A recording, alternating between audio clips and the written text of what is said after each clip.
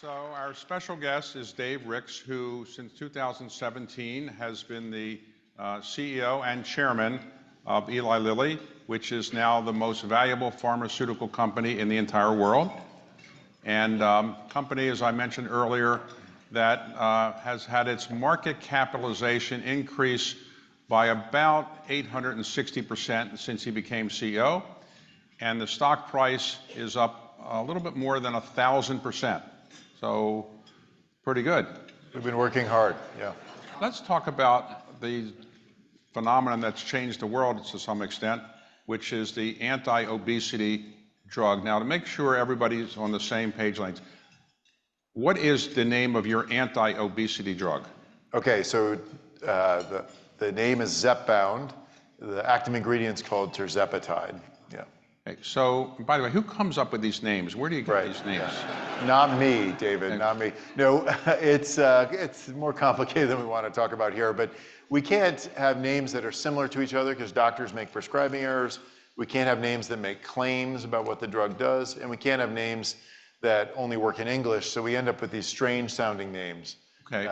Yeah. So, as I understand it, a number of years ago, you can tell us how many, somebody was working on a diabetes-related drug, and that drug ultimately got to be FDA, but that actually helps you. When was that discovered, and was that ever the intention when the drug was being developed? Yeah, pretty early on. So we launched the first GLP-1 medication in the world in 2005. It was called exenatide. It was a twice daily injection, and it was indicated for people with diabetes. Like a lot of things in medicine, there's like iterative steps of improvement that occurred, but that was the first effort. On the cover of the next year, our annual report is a woman who was using the drug, and she said, "My diabetes is under control, and I noticed I'm losing a little weight." Actually, it was 2006. It's the cover of our annual report. But we had to improve the medicines to really make them effective for weight loss. One big improvement was to make them weekly. That's a convenience benefit, but even more important, the action of the medicine flatter, meaning more consistent through the day and night. When we had it twice a day, there were ups and downs. And one effect of GLP-1 medications is they cause nausea and other GI distress.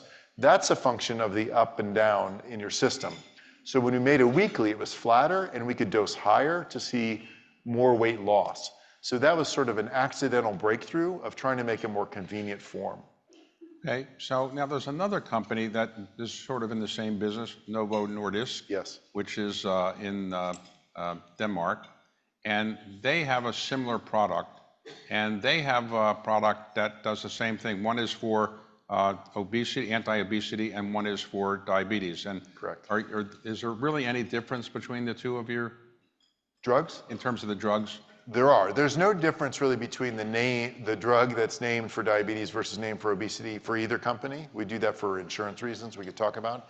But tirzepatide is the latest version. It has two modes of action. So, and by the way, we're having a conversation about weight loss medications right after you just ate lunch. And I know that may cause some anxiety, but right now, because you just ate lunch, your GI tract is communicating with the rest of your body. It's communicating with hormones or proteins and telling it that you've been fed and you need to absorb nutrients and other things that are essential to life because food is essential to life. What we're doing is boosting some of those signals with these medications. They're boosting the signal that you're full, boosting the signal that you no longer want to eat more, and boosting signals that you should absorb nutrients that you've consumed. And so ours does that with two different hormones, one called GLP-1, a new one called GIP. Ozempic or semaglutide just uses GLP-1. But what the drug does is what? It tells your body you're full when you're maybe not as full as you used to be? Yeah, it tells your body you're full, and it does that to the brain, to sense of satiety. Probably, we've learned over time, our sense of fullness becomes conditional. So as people eat more habitually, that signal kicks in later and later, and that's a cause and consequence of obesity.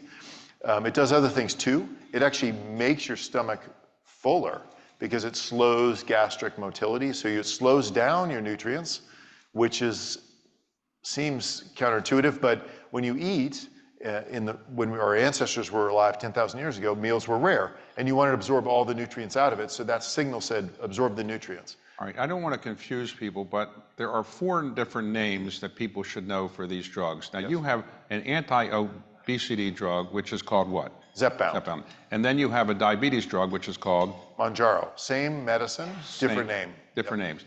And then Novo Nordisk has 2 drugs. Their names are? Ozempic and Wegovy. Both are semaglutide, same medicine, 2 different names. But the confusing thing is Ozempic is it's like a generic name. People say, I'm on Ozempic. Ozempic is not the anti-obesity drug. It's the diabetes drug. So why don't people get the right names? Should we blame the media? I don't know. I'm curious. It was the first drug that used off-label for obesity. And it was a flat once a week, and people discovered if I just take more than prescribed, I can lose more weight. And then Novo did a study, credit to them, that showed clinically that people lose clinically meaningful weight. On their medicine, you lose 13 to 15% of your body weight. On ours, you lose 20 to 26%. Well, let me go through that again, because there was a study that just came out a couple days ago, I think, that said 101 comparing the 2. Your drug, anti-obesity drug, loses weight more rapidly for people than the other product. Is that right? More rapidly and more. So 47% more. So after a year and a half, roughly, people on our drug lost 17 more pounds than on Wegovy. Why do people need to lose so much weight in this country? Our country has, as I got it right, 75% of the people are overweight and 42% are obese. Correct. When did that happen? When we went to no-fat food, or when did all of a sudden we become so obese? Yeah, if you look at the epidemiology charts, it really seems to have started in the 60s, growth in overweight and obesity in the country, and really accelerated in the 80s and 90s. So what are the reasons? How we live certainly is one of them, and energy expenditure has to be part of the story. What we eat, though, is probably a more important reason, not just the quantity, which has risen modestly through that period of time, but actually what's in our food has changed. And I think that's also attributed to this. All right, so back to the drug. When you realized it could lose weight, did you get the FDA to say, yes, it can be prescribed for losing weight, or it's still, you can't get that prescribed for you? No. As of last year, Zepbound launched. It's for weight loss for people who have high body weight. Yeah. And do insurance companies reimburse people for the cost of these drugs? Some do, more should. As of today, the federal government actually has a prohibition on reimbursing any of these drugs, which is a problem, I think, although the Biden administration just has advanced rulemaking to change that. That's good news, and we hope the next administration will continue that process. 17 states in their Medicaid program have decided to step outside of that federal rule and reimburse them anyway. So California just started, for instance, Massachusetts, other states. And then about 60% of employers have some form of reimbursement. So if losing weight makes you healthier, why would people who care about insurance reimbursement, Medicare and everything, not insist on paying for this? Because it would make you healthier, and therefore you don't have other diseases that they have to reimburse you for. I think in 4 or 5 years we'll look back and say, yeah, that's what should have happened. And it's silly that we don't pay for what is already known to be a primary contributor to poor health, which is excess body weight. But, people have different motives and incentives. As you know, we re-enroll in commercial insurance every year. So unfortunately, I don't think insurance companies have your best interest at heart. Maybe that's tough to say, but they really think about it in 1-year increments, and the benefits surely will play out over a longer period of time. Maybe your employer has a stronger interest in your long-term health. That's probably why many have stepped forward. And then evidence. Our job is to make the evidence, produce the evidence that we're not just having people lose weight, but losing weight with our medicine causes improved health. And we have many studies out this year that are demonstrating that. So to take this medicine, you have to inject yourself, Correct. more or less. Yeah. Well, why not just go to a pill? Great idea, David. Yeah. We're working on that. The injection, you have to inject because it's a protein, and if we orally take proteins, your body thinks it's food and it breaks up proteins. Oh. So you cannot really take these drugs orally. You have to bypass the GI tract, even though it's affecting, and go right to the bloodstream. But we are working on a pill. We'll have some data actually as early as next year. It's a GLP-1 only. It's a single acting. It's not going to be as good as tirzepatide or Zepbound. It'll be about as good as Ozempic, we hope. And this will be a once daily pill. That'll be a fantastic innovation. So when you have drugs that are very, very popular, you often have people that make counterfeit or copycat drugs. We see them on television all the time advertised that way. What about for this? Do you have to worry about counterfeit drugs coming in that are trying to say the same thing? It's a terrible problem right now, actually, because I think consumers don't really know the dangers or the difference. Today, the FDA and the government has allowed this to sort of grow. And of course, a weight loss medication that's effective would be a popular thing for people to go around the healthcare system and seek treatment on their own. But the data we have is that 80% of these medicines are coming out of China from unapproved and unregulated sources. We recently, with Borders and Customs, seized a big batch that was shipped in dog food. People then reformulate them and sell them locally in med spas and other outfits, but you really don't know what's in that vial. We buy them and test them. We find bacteria, plant material, viruses, fungus. You do not want to be using these. See, but these counterfeit drugs are not only they're cheaper. They're cheaper because they don't have the same ingredients, I assume. But how much more expensive are your drugs than the counterfeit ones? In other words, if somebody wants to use your product, Zepbound, how much does it cost a month? You can buy Zepbound direct from Lilly for $3.99 for the starter dose. $3.99? No. No. This is a valuable innovation, David. $399 a month, All right. which is about $100 a week. And I know that's a sacrifice for many, but that's without insurance. With insurance, most people pay $25 a month.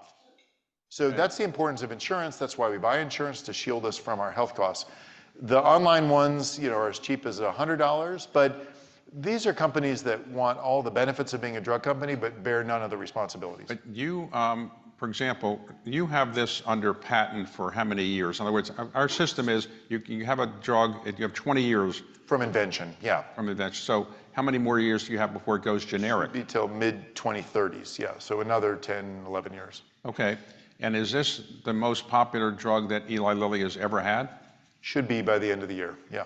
Okay. We'll break that record and go beyond, probably, yeah. All right. Some people say that if you go on this drug, you have side effects that are not completely desirable. Is that true? So yeah, there's two things all drugs that work have side effects and sometimes untoward effects, and we have to warn against both of those. That's why we do controlled studies and measure them carefully. Many people have mild to moderate GI distress when they start. That's why we titrate. We start at a low dose. We recommend a low dose and go up slowly. Almost everybody stays on the drug and goes through that.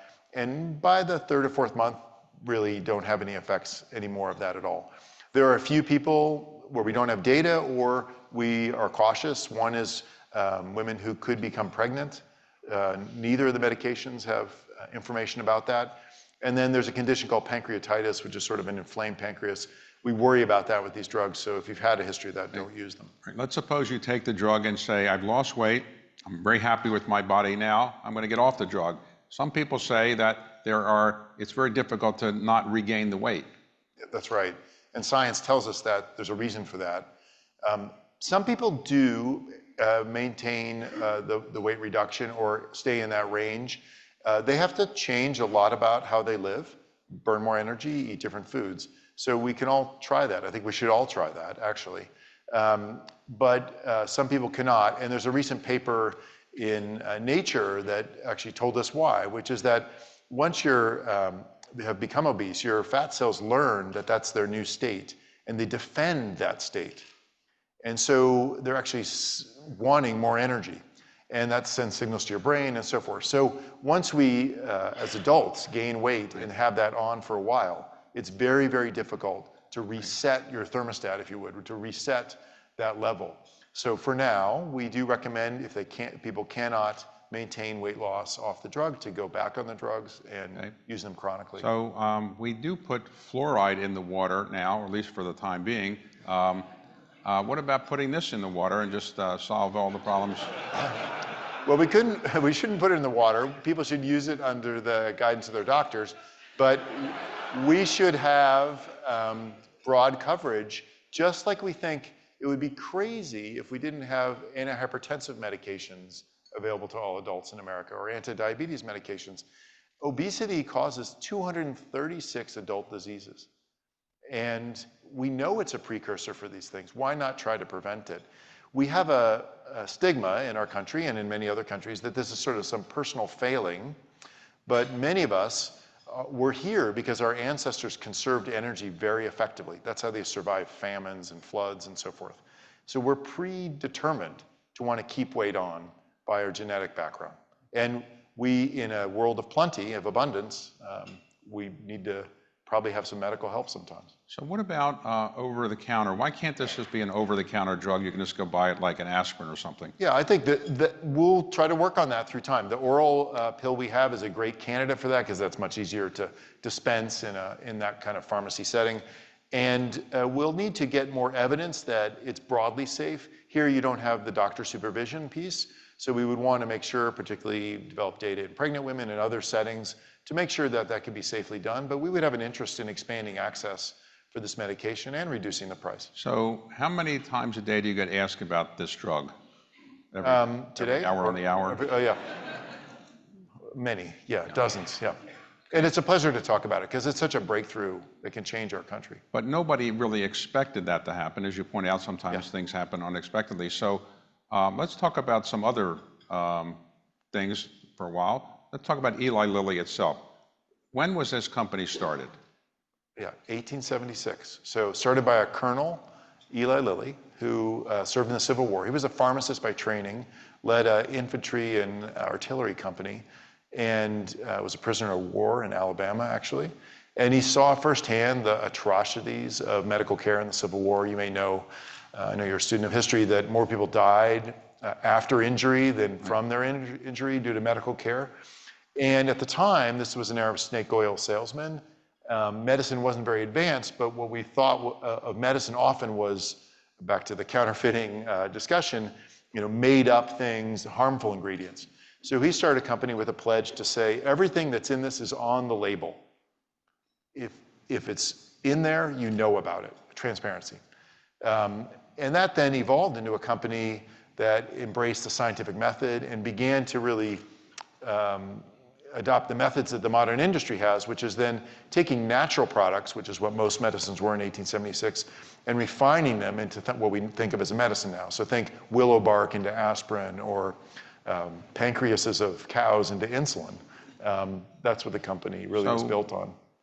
How long did he live after he started the company? About 25 years. And then he handed the keys to his son, J.K. Lilly, who handed the keys to his two sons, also named Eli and J.K. That's a little odd.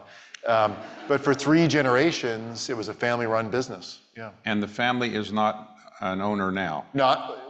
So the legacy wealth of the family is our largest shareholder, the Lilly Endowment. So Lilly Endowment is now probably the biggest foundation in the United States, with about $80 billion of assets under management, right? Yep. And they have one asset, essentially, which is our and they're your biggest shareholder. Yeah. So, so when Eli Lilly evolved over the years in the 20th century, what were its big products? Yeah, so insulin really was the birth of the modern company, and this was obviously a terrible condition, type 1 diabetes, and a breakthrough, and we were part of commercializing that around the world, invented the manufacturing method, and created that business. That was followed by actually penicillin. So during World War II, Lilly was commissioned as one of the manufacturers for antibiotics for the Army, and we, from there, then iterated for 40 years antibiotics, including still some that are used today, like vancomycin, which is the last line of defense for the worst infections. And Prozac we're famous for, which has really brought modern psychiatry into the fold. And of course now Mounjaro and Zepbound. And what about in the future? Your work, what are the human problems you're working on in the future? Alzheimer's, I assume, is one of them? Absolutely, yeah. So we think about our company, of course, we use scientific methods to create medicines to solve tough problems. We're not really interested in niche problems. We think we're here, because we're a big company, to do hard problems that are scalable. That's sort of where it makes our business work, but also has the most human impact. So we select these diseases that are common and tough. So you mentioned Alzheimer's. Neurodegenerative conditions are the most frightening conditions most people think about: Parkinson's, ALS, Alzheimer's. And the science, we've been investing there for 30 years. We just launched our first medicine, so now we're getting revenue after 30 years on that project. And we're working on a prevention study for that same medicine, which could really transform Alzheimer's. We think other neurodegenerative conditions like Parkinson's, ALS, et cetera, are becoming more tractable with science, and you'll see us invest heavily in that area going forward. Pain, chronic pain, another area we're very interested in. So let's talk about the company today. How many employees do you have? 44,000. And you're headquartered in Indianapolis? Yes, correct. And where do you manufacture your drugs? Are they mostly in the US or mostly overseas? Mostly in the US, although a large majority in Europe as well. So those are our two big bases for production. And in the US, we're building lots of plants right now, mostly to support Zepbound and Mounjaro, but spreading our footprint. So when did your stock went up, as I said, about 10 times? I mean, when did you all realize this is so transformative that you're going to become the most valuable pharmaceutical company in the world by a factor of 4 or 5 times? You know, as you know from running companies, David, it's hard to know exactly what the scale of something is. But the story of tirzepatide or Zepbound for me is this. In 2016, I was named as the incoming CEO. In that fall, one of our scientists in the diabetes group called me about some early results they were receiving from a Singaporean site we had that was doing a phase 1 study with tirzepatide, the ingredient, and Zepbound. And we had to stop the study because people were losing too much weight to stay in it. And at first, this was seen as like an alarming thing. But of course, we began to process that as, wait a minute, this could be something very special. So we sped to the next stage of development, phase 2, where you try to show safety and efficacy in a bigger study. And I remember in a kind of a moment, I was showing my daughter around to colleges. We were at Cal Berkeley, standing outside the Lawrence Hall of Science. And I got a phone call, and the team just got off the plane, got the results, and showed that people were losing over 20% body weight in a longer study. That was in April of 18. We disclosed those results later that year. And you could probably argue a lot of the run-up in Lilly was just execution from that moment forward, because we had a pretty big study with some great results. We didn't know it would be this much, but we knew it was special. But you decided when you were overseeing this that we should continue this. We started building factories. We invested $5 to $6 billion in a phase 3 program. If I had been moved our chips. If I had been in your job, I would have taken credit for all of this. So did you take the credit for this? Are you the person responsible for this happening or not? I mean, of course, as a CEO, you have a role in all this, but it would be way overstating the role if I took credit. First of all, we're an old company and have people who've worked there for 30 years on this problem. So the credit goes to the scientists to begin with. Secondly, we have a lot of incumbent capabilities, like how do you take a protein like GLP-1, which in the natural body lasts only a few seconds, and make it into a week-long injection. So that's a pharmacology exercise that's difficult, and we have people who can do that. And we have people who can do the clinical trials and everything else to see the opportunity and go for it. We have people who make it every day, 24/7, we run our factories. So it's a giant team sport. Just like the legacy of our success on my watch will go beyond my tenure, I'm inheriting some of that from my predecessors. So is there one scientist that somebody can point to as the person who is responsible for this revolution? Well, so there's 4 scientists at Lilly who invented this drug, and we celebrate them. By the way, 3 are immigrants to this country. That's an interesting conversation. And they live in Indianapolis. And so it's sometimes pointed out that the most valuable biotech company in the world is based in Indiana, and that's a surprising fact to people. But people come from all over the world that work at our site to create amazing medicines. So the way the pharmaceutical industry works, as I understand it, is you look at lots of potential problems that need to be solved. You work with scientists to come up with a drug and so forth. You test them. What is the typical period of time between you say we're going to solve a problem with finding a drug, and then you actually get something to the market? How long does that typically take? So your better case scenario would be 8 to 12 years. As I mentioned in Alzheimer's, we actually spent 34 years before we launched a drug. So this is a long cycle time business. 8 to 12, but how many drugs do you work on that just you say it's not going to work and you just move forward with other ones? Is it a 90% failure rate and 10% success rate? So it's about 100 to 1 from idea to market. So for every 100 ideas, you might get one product. It's about 10 to 1 from starting clinical studies. So you have about 90% failure rate from phase 1 forward. So some people say that drug companies don't really produce that many drugs anymore. They're more marketing organizations, that they go out and find smaller companies that are producing these drugs and then they buy them up. Is that where you get most of your new drugs from, or do you develop it internally yourself? We're maybe a bit of an exception. We're about 2/3 internal. But even that, Stephen, what is the development? So is it the drug's origin, or is it the studies and the expertise added along the way? So we do buy small companies. We also collaborate with them. We take what they worked on and we carry it forward. Is that external? I don't think so. I think we added a lot of value there too. But we have a big scientific base. Lilly employs almost 4,000 PhDs. Just for reference, Harvard employs like 2,000.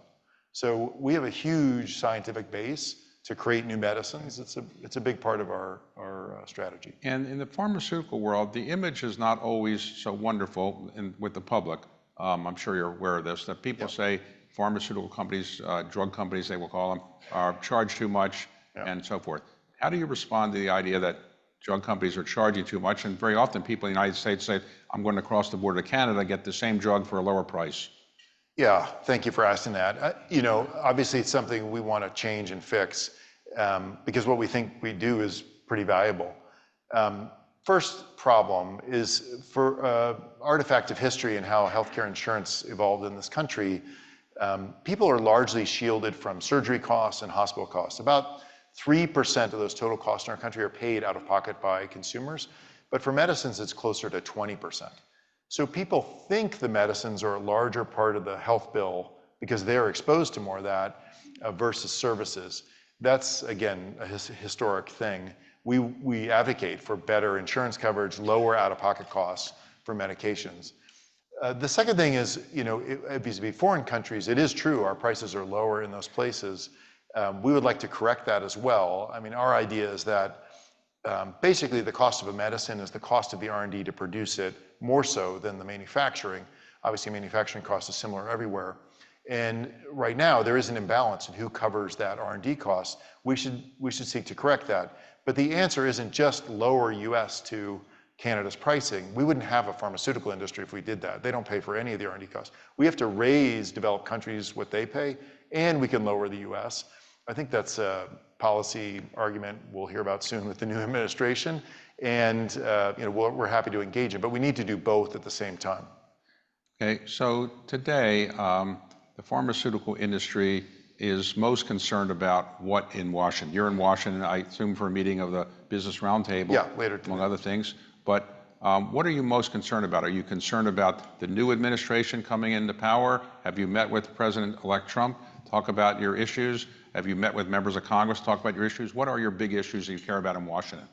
Well, we have general issues for American business like tax reform, which is a big topic going to be for next year, and the regulatory situation, which I think has evolved for us in our industry in a negative way in the last 4 years. So those are hot topics at a general sense. Healthcare is always a topic, and so then our role in it, and medicine affordability is a key area. But I think my experience, having done this for 8 years, is there's often more common ground than you'd think just reading the newspapers. I think everyone would like the US to have a strong biopharma industry that invents amazing medicines like Zepbound and makes them here like Lilly does. But at the same time, we want our things to be cheap and accessible to all. Okay, that's hard to solve for all those things, but we can make progress. Like one example is we were known for the insulin pricing challenges we had, and insulin was overpriced in the US according to the critics. And we were able to bring that price down. Why? By compressing basically the middlemen and what they get, and then working with Medicare to cap the cost of insulin, which we supported at $35 a month. I think there are solutions, and by engaging, we can find them, and we're happy to do that with the new administration or the current one on any of these Have you met with anybody in the new administration yet? Yeah, I think it was reported last week. We had a dinner down in Florida. Yeah. How was that like? Did they serve up fattening food, or they don't do that with you? Yeah. Probably shouldn't say too much about it, but it was all you could imagine and a little bit more. Yeah. Well, let's talk about your own background. Where were you born? Yeah, I was born in Bloomington, Indiana, so Hoosier by birth. But my dad was a grad student at IU at the time, and we quickly left and moved to California. My mom was from California, and I grew up in the Bay Area. And then followed in their footsteps and went to Purdue University back in Indiana. Okay. So I'm sort of like a bad penny, keep returning to that state. So at the Kennedy Center this weekend, we honored the Grateful Dead. You don't look like you're a person who's a Grateful Dead type person. No. So you were in the Bay Area, but you didn't get caught up in the Grateful Dead, right? I was a little younger than that era. Okay. And I left, maybe in time to escape that. All right, fate. So you went back to college where your father had gone to school? Yeah, and my mother, yeah. Okay, Purdue. Yeah. And what did you study there? So I started studying business and engineering, ended up with a degree in industrial management, which combines those two. Right, and then went to work for IBM in New York, which I joined. The stock was at an all-time high. When I left, it was at an all-time low. They had a tough time in the early 90s. Well, you fixed that, turned it around. Yeah, maybe, yeah. So, all right, so you went to join Eli Lilly in what year? So I left IBM to follow my girlfriend, who's now my wife, who was going to medical school at Indiana University. So again, back to Indiana. Okay. And I needed something to do there, so I decided to enroll in their MBA program, and I got an MBA. Of course, medicine's a 4-year degree, MBA's 2, so I still needed something to do in Indiana, so I joined Lilly. Okay, and when you joined, what was your position at the beginning? Yeah, I was in the department that looked at M&A transactions and in the finance and business development group.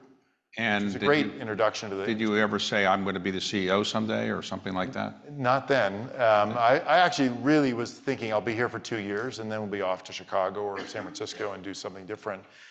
But I fell in love with the company. I mean, it's an amazing place. It's a very humanistic culture, but yet very rigorous and scientific. So it's demanding, smart people, but people are nice to each other. It's the Midwest. And I fell in love with the mission, which is what could be better than making medicine for people. And I had an experience actually a few years in, which if I could share. I worked on a medicine to collaborate and bring into the company for diabetes. And right as I was leaving that job, my mother was diagnosed with diabetes, and she was put on that medicine. And so, the point of what we do just became super salient for me. And I said, this is not a bad way to spend my time. And I said to my wife, let's stay here in Indiana. And she said, really? And we ended up staying. Yeah. When did you realize that you were on a track to be the CEO? Was it 5 years before? Much later. So I worked in that job, and then I had some jobs running markets. I ran our Canadian business, and I went to China for 2.5 years and ran our Chinese business. And I was suddenly called back from China by the CEO, who was a new CEO, and he said, you need to come run our US business. And I said, yeah, I'm happy to do that at some point, but we were really in the middle of a growth phase there. We weren't done with the agenda I had set out and he had agreed to. I said, John, don't you want me to finish the job? He said, you need to come back. And I think that was the point where I was sort of being cultivated for something bigger. Yeah. So did you beat out some other person to get the job, or? No, I mean, we've mostly hired people from within the company. There were other candidates, I'm sure, when my predecessor retired, and the board considered me, and I was lucky enough to get it. Okay, so you now have 3 children? Yeah, for a while I've had 3 children. Yeah. Yes, they're young adults now. Okay. Yeah. All right, but are any of them interested in weight reduction programs or things like that, or not really? Well, so my son he's an AI consultant, so not so much. My daughter is actually getting a master's in cell biology and interested in med school, so she's thinking about medicine and medical science. Okay. And we talk a lot about the weight loss drugs. And my youngest son is a geology student at Purdue, so we'll see what he does. And so what do you do for relaxation and stay in shape? You're not on one of these drugs, I think, because you look very fit and exercise a lot. Thank you. I assume. Yeah. So, I'm not, but I would never hesitate to be on one if I needed it. But the best medicine is prevention, and so paying attention to exercise is something I've always cared about. It's a way I reduce stress too. So I love running, and now I don't run anymore, but I do other things. I like hiking. I love backcountry skiing in the outdoors, play golf. Being outside is where I find both fitness and peace. But then, also I think it's important to watch what you eat. I think I've turned 57 years ago, and we really needed to change what we eat. That's what my wife and I decided. So we did. And it's, I think, been helpful to keep my same body weight. What do you eat? Things we recognize as food. Yeah. So basically things that haven't been through factories and are, you recognize that a farmer might grow. You've had an astounding success at Eli Lilly. Suppose a president of the United States said you should be the secretary of HHS or something like that. What would you say? I'm busy right now. I've never actually thought about that. I saw that on your question list. You served in the government. Maybe I could get some advice. Oh, I don't think you need advice from me because we didn't do too well. But all right. So you're happy and you're so young. There's a lot to do, and the company, as you pointed out graciously, is really doing well. But we really have a strong desire to do even more, and we're just at the beginning of this weight loss story. Right now there's 6 or 7 million Americans who are taking these medicines. There are 110 million with obesity. We need to build more plants and develop more data, get in better insurance coverage. Then there's the whole world to cover. It's projected in 5 years there'll be 1 billion people on the planet who have obesity. And it's going to become a much bigger problem in the developing world than it ever has been in America. Partly because the rate of growth of obesity in India and China is much faster than we experienced. And populations that are non-Caucasians, particularly South Asians, appear to be much more susceptible to chronic disease at lower weights. So we have a lot of work to do to make the biggest impact we can. Yeah, the greatest obesity in the world is actually in those countries in South Pacific. Number one in the world, I think, is American Samoa. That's right. Yeah. So today, where do you want to take your company now? You can't find any drug that's going to be more successful than one you have. Is this, you're just going to keep promoting this drug? Is that your biggest thing? Or there's no other drug I can imagine that would be anything comparable to this? Well, we can imagine that. Okay. And so we're trying to. First of all, within the obesity metabolic health space, I think there's 2 things I'm very excited about. One is we have tirzepatide, Mounjaro, Zepbound on the market. We have 11 other pipeline projects aimed at the same problem, but in different ways. So we have a triple-acting medicine that's in phase 3 for those that have even higher body weight or more severe health problems. We have the oral project, 9 others beyond that. We think this is going to be a very large segment with many different types of medicines for different conditions and different situations people might find themselves in. We're going to exploit that fully. The second thing is we've talked a lot about like cardiovascular health, diabetes, these conditions that ones think about with being overweight. But these medicines, we think, and we aim to prove, can be useful for other things we don't think about connected to weight. These are often called anti-hedonics, so they are reducing that desire cycle. So next year you'll see Lilly start large studies in alcohol abuse and nicotine use, even in drug abuse. We'll also begin studies in anti-inflammatory conditions, because you don't think of that with weight, but actually there is quite a strong signal in anti-inflammatory. And then beyond that, David, we need to make important medicines for the long haul. We're an old company. We plan to be here another 150 years plus. And I mentioned my excitement about brain health. I think that's really the next frontier to make a big difference. So have you ever thought about eating a lot, gaining weight, and then going to one of your drugs so you can actually experience it? Because you don't use it because you're so thin. I'd like to avoid that, but it might happen, and I wouldn't hesitate to use them. Yeah. Yesterday you announced a $15 billion stock buyback. Yeah. Many people criticize stock buybacks. They say you should use your money to invest in your products and so forth. How do you respond to that? Yeah, I don't understand that argument, really. A stock buyback is a way to essentially, by buying your own shares, you give the people who already own your shares the opportunity to sell at a higher price and get a return on their investment. I don't know why that's bad, but I would also point out in our current situation, we're spending almost more than anyone in the world on R&D already. We'll spend $11.5 billion this year on research and development. By the way, the country of Germany spends about $8.5 billion on all of its medical R&D. That's their NIH equivalent. So we're at the nation state scale on R&D. We have announced investments of $23 billion in new capital in the United States for factories. We can't go faster. There's no more vendors to build plants faster than we're building right now. So returning some of the rewards that investors deserve for taking risk on the company seems like a reasonable thing to do. So you meet members of Congress when you're in town, I assume. How do you find that experience? Uplifting? That wasn't the word I was going to use. Yeah. Look, at an individual level, we all love our congressmen, and I think at an individual level, they seem quite smart and rational people. Collectively, they don't seem to be able to act very rationally. But we're going to try to convince them to do so. I think there's a lot we can do. You know, it's a complicated world right now for global businesses like ours. There's a lot we could do that would make a pretty big difference, and it seems relatively easy to us. So we'll work with them to do that. Now, I assume you're very popular in Indiana because your company is very popular and you're a very nice person, or so forth. Have you ever thought of running for office yourself?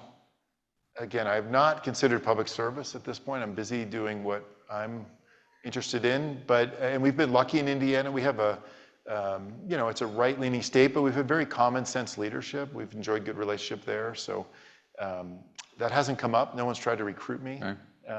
Yeah. Well, okay, so let me ask you finally on the drug that everybody's talking about.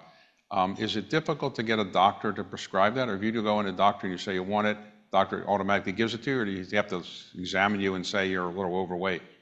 They'll have to examine you, but it's a both and. Right now, our market studies are when people ask for either our drug or Novo's, about 8 out of 10 times they get it. It's a very consumer-driven thing, and most doctors aren't resistant to it. When we launched Zepbound, we just started advertising. That's an unusual thing. Usually you go out of the gates, you try to raise awareness, but there was so much online buzz and virality to this, we didn't really have to. Half the doctors writing the medicine in the United States right now, our medicine, we've never spoken to. So usually we have like salesmen who go out, salespeople who talk to them. Free samples. You don't have to give free samples. We haven't done any free samples, and half of them we haven't even spoken to yet. We need to speak to them to educate them on risk and benefits, but they're just spontaneously writing because consumers are asking them for it. It's a unique medicine, yeah. So has there ever been a drug anywhere in the United States that's as popular as this particular drug is, sweeping the world and the country? Is anything like this and you've seen before? I don't think so. I think both ours and our competitors' drugs will easily be the largest selling drugs in the US next year, and for good reason, I'd say. That they, obviously people when they begin taking them almost immediately feel better, and they want to stay on them. We do lots of clinical trials, and often people, we randomize to placebo so they don't know they're on the drug or not, and the people on the drug often drop out of the study at a higher rate because you feel about the same when you're on most chronic medications. Maybe you have some side effects, but you don't notice your health improving. On these, you notice your health improving immediately. People have a scale in their bathroom, they step on it every day, they love losing weight. Physicians like it because the baseline of medical care is diet and exercise. So when people aren't successful, it's frustrating. Here, they can feel successful because people who are chronically overweight or even quite obese can lose a lot of weight. I had a letter this weekend I got from a lady who lived in Kansas. She's 45 years old. She weighed 420 pounds. And she sent me the letter because yesterday she weighed 188. And she's been on our drug for 2 years. And she was unsure if she was going to live to be 50. And now she's sure she is. So this is imagine that at the nation scale. We could change the trajectory of healthcare in the country with our invention. Well, in that particular example, for example, somebody goes from 400 plus pounds down, their body organs must have been weakened by having that large weight for a long time. So even if they lose the weight, they're still not going to be as healthy as if they had never been obese, right? Well, we don't know that, actually. I think the body's proven to be pretty resilient. Obviously, she'll need to keep the weight off. She'll need to exercise and eat well, and take good care of her health. But this particular person, for instance, had diabetes and no longer has clinical diabetes. It's not detectable. So actually, her health is improving as she's losing the weight already. Well, it's a great American success story, and I congratulate you on pulling this off, and I hope you'll continue to find other drugs that are going to be as successful as this, and I could, could use a couple of them myself, Alzheimer's or whatever else I might need in the future, but thank you very much for being here, and thanks for the great story. Thanks, David. Appreciate it. Yeah.